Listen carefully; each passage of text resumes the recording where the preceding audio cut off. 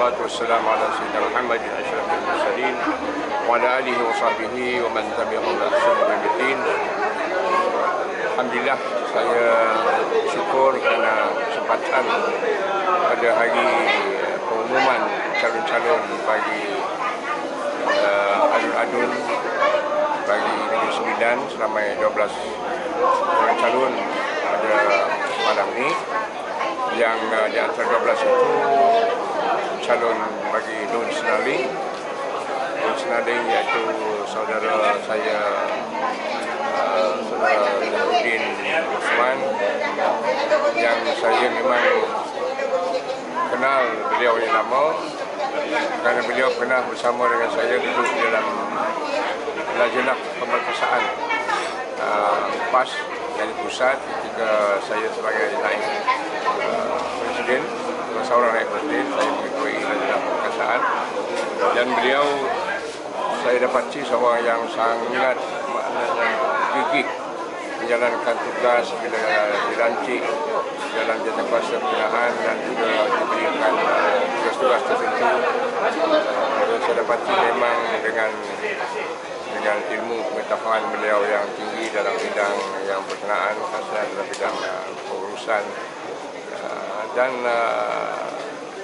iltizam beliau sebagai seorang tokoh, kata pelajar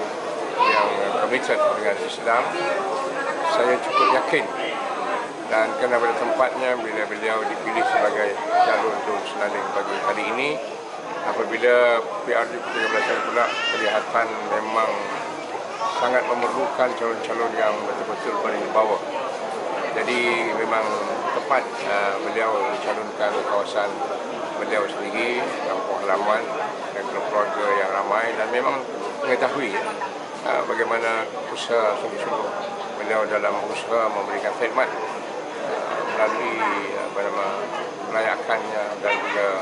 kegiatan beliau. Saya percaya dan saya pun yakin bahawa beliau boleh mendapat sokongan, apatah lagi bila jelas diberikan penerangan dan penjelasan, dan bagi faktor rakyat di Negeri Sembilan khususnya yang